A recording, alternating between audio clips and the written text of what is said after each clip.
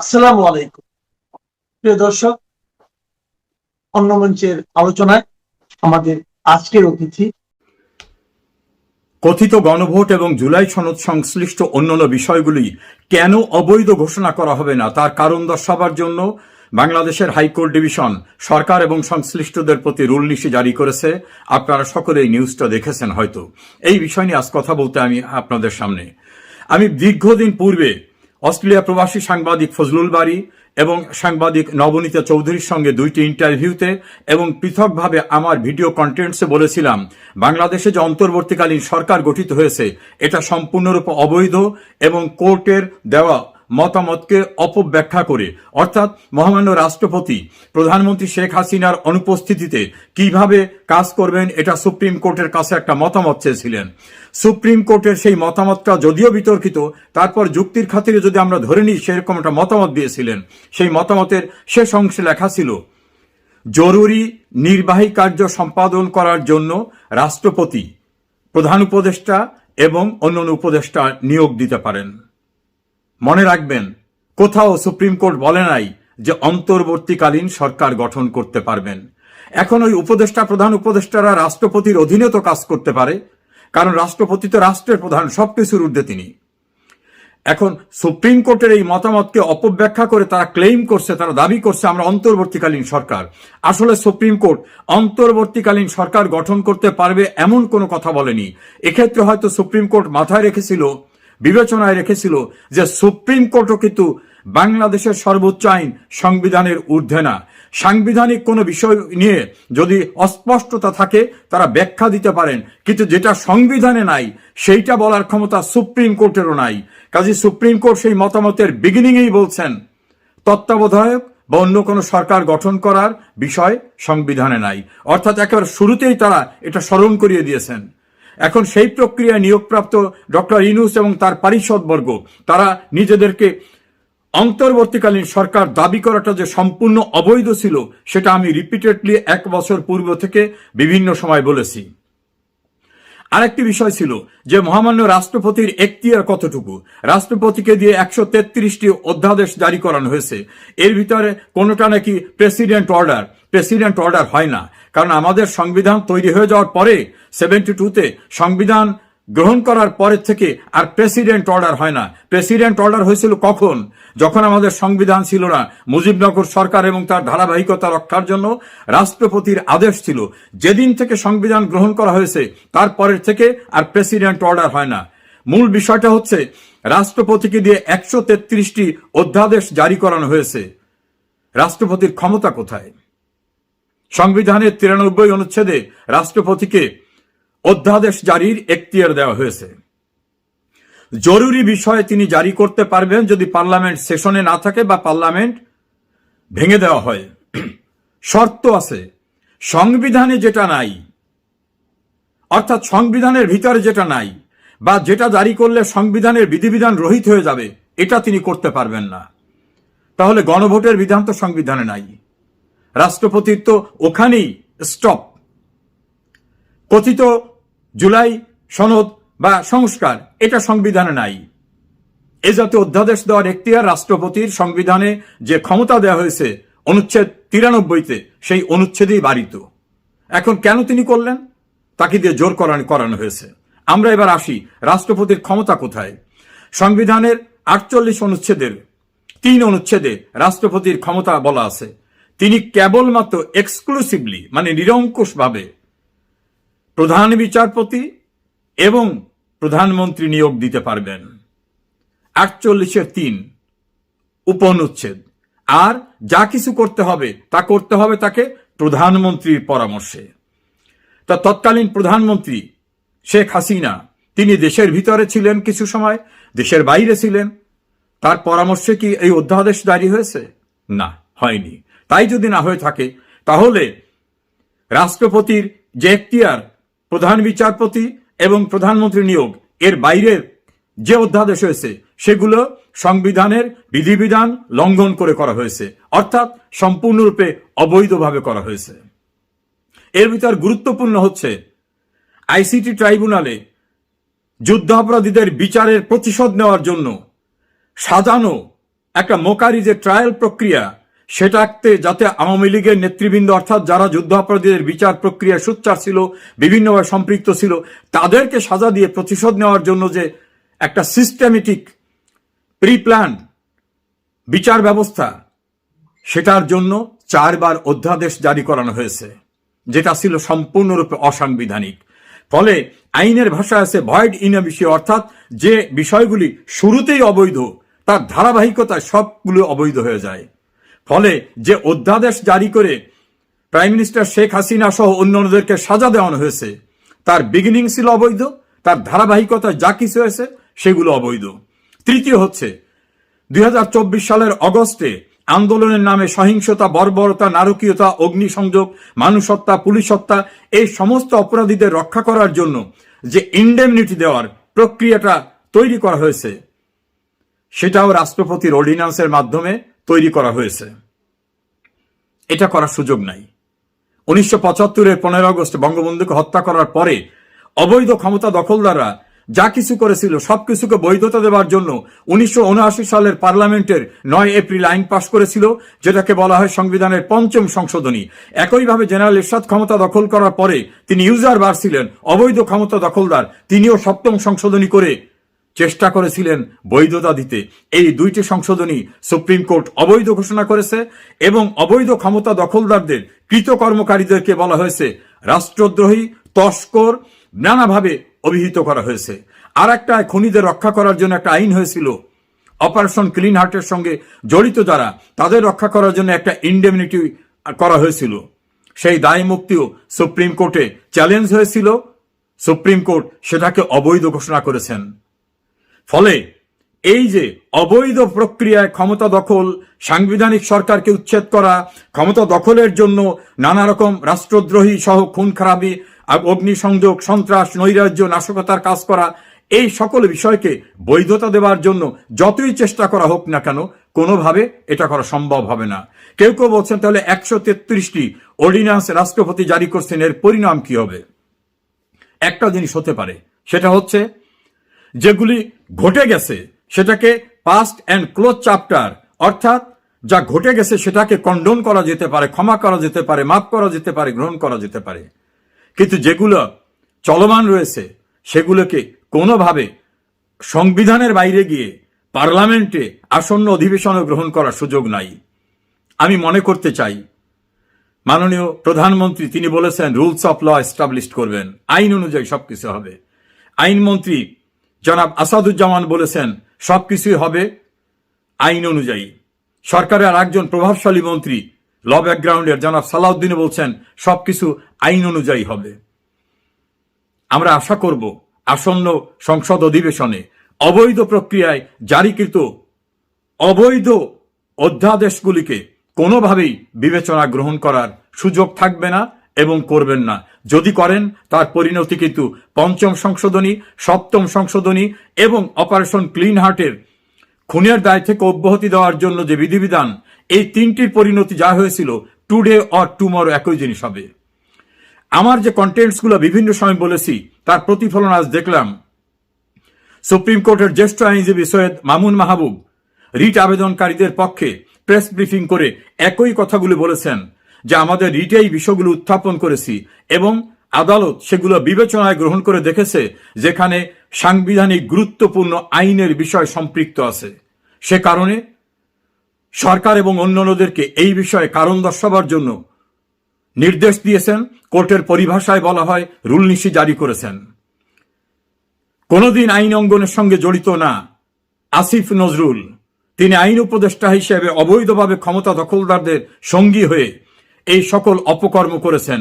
যদিও একসময় তিনি গণ আদালতে যুদ্ধ অপরাধীদের বিচার প্রক্রিয়ার সঙ্গে সম্পৃক্ত ছিলেন, আর বর্তমানে তার স্ট্যান্ডটা হচ্ছে সম্পূর্ণ সেই যুদ্ধ অপরাধী পক্ষের পক্ষে। তিনি অনেক অন্যায় করেছেন। বাংলাদেশের আইনের শাসন, বাংলাদেশের রুলস অফ ল এবং কনস্টিটিউশনাল কন্টিনিউশনকে ধ্বংস করার জন্য যে কুশীলবরা, ইউনুসের পরে দ্বিতীয় ব্যক্তি তিনি এই আসিফ নজরুল, যদিও তার মূল নামটা মোহাম্মদ নজরুল ইসলাম। আমরা আশা করব এই অবৈধ প্রক্রিয়ায় যা কিছু হয়েছে কোনোভাবে এটাকে যেন অ্যাপ্রুভ করা না হয়। সুপ্রিম কোর্টও কিন্তু আইনের ঊর্ধ্বে না, কাজে সুপ্রিম কোর্ট নিজেও আইনের বাইরে গিয়ে কোনো সিদ্ধান্ত দিতে পারেন না। আমি একজন আইনজীবী হিসাবে, আইনের ছাত্র হিসাবে আমার প্রায় 40 বছরের অভিজ্ঞতার আলোকে বলছি, কোনো মাপেই কথিত জুলাই সংস্কার, কথিত জুলাই সনদ, কথিত গণভোট এটাকে বৈধতা দেওয়ার কোনো সুযোগ নাই। Beyond constitution. অবৈধ ক্ষমতা দখলদার ইউনূসও এবং তার পারিষদবর্গ যে শপথ নিয়েছিলেন, সেখানে তারা বলেছিলেন, এই মর্মে শপথ নিচ্ছি যে আমরা এই সংবিধানকে প্রোটেক্ট, প্রিজার্ভ এবং ডিফেন্ড করব। সংবিধানকে সংরক্ষণ করবেন, সংবিধানকে ডিফেন্ড করবেন, সংবিধানের বিধিবিধান অনুসরণ করবেন। এই শপথ নিয়ে যারা শপথ পরিপন্থী অর্থাৎ সংবিধান পরিপন্থী কাজ করেছেন, তারা অন্যায় করেছে শুধু না, তারা ইতিহাসের জঘন্যতম অপরাধ করেছেন।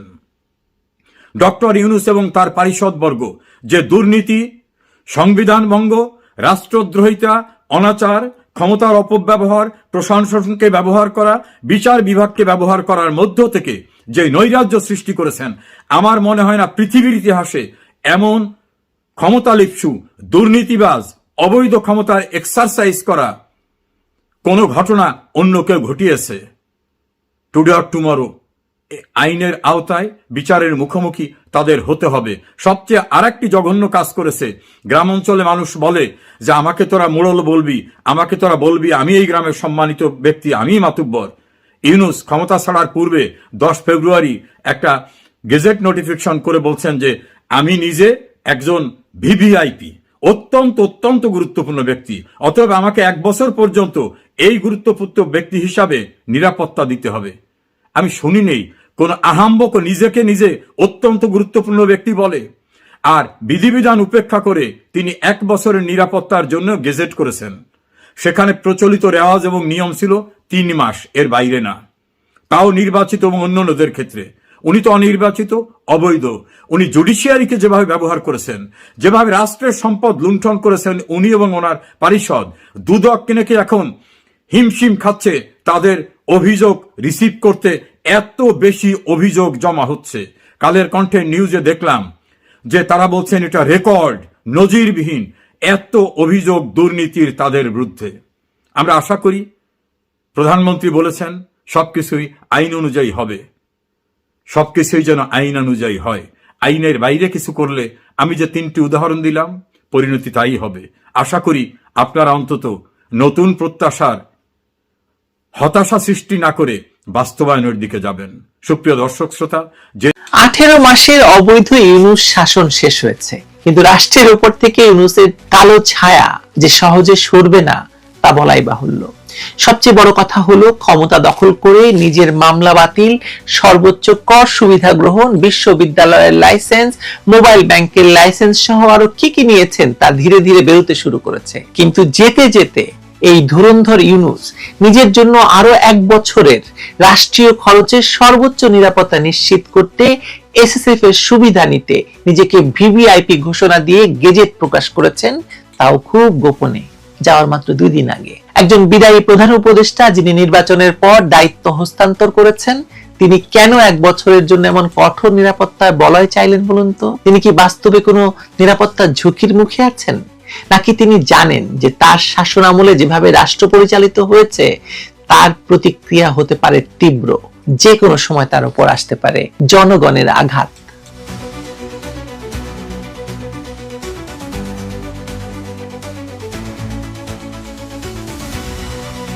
ডক্টর মোহাম্মদ ইউনূসের গত 18 মাসের শাসনামল বাংলাদেশের রাজনৈতিক ইতিহাসে এক নজিরবিহীন অধ্যায় হিসেবে চিহ্নিত হয়ে থাকবে।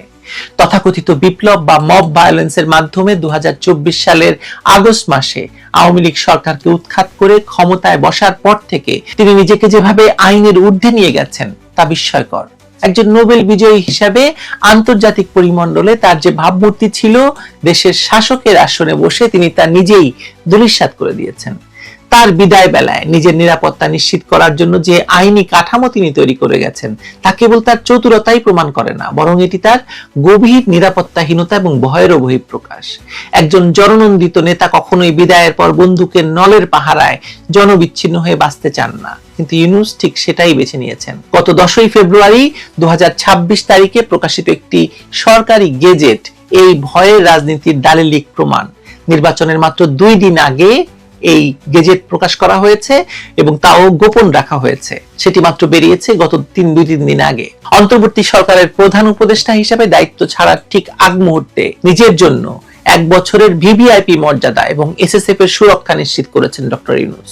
রাষ্ট্রপতির আদেশ ক্রমে মন্ত্রিপরিষদ সচিব মোহাম্মদ সাইফুল্লাহ পান্না স্বাক্ষরিত এই প্রজ্ঞাপনটি জারি করা হয় বিশেষ নিরাপত্তা বাহিনী আইন 2021 এর ধারা 2 এর ক এর ক্ষমতা বলে।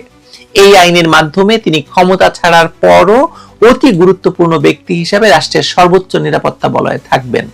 সাধারণ মানুষের প্রশ্ন উঠবে যে যেখানে তিনি নিজেকে জাতির ত্রাতা বা সেবক হিসাবে দাবি করতেন, সেখানে বিদায়ের পর কেন তাকে জনগণের করের টাকায় 1 বছর ধরে নজিরবিহীন নিরাপত্তা দিতে হবে? হয়তো তিনি বলবেন যে এর আগেও উপদেষ্টারা নিয়েছেন, কিন্তু সেটি নিয়েছিলেন মাত্র 3 মাসের জন্য। 2009 সালে যখন নির্বাচন হয়, নির্বাচনের পরে প্রধান উপদেষ্টা 3 মাসের জন্য সেটি নিয়েছিলেন, আর উনি নিয়েছেন 3-4-12 মাস, 1 বছরের জন্য।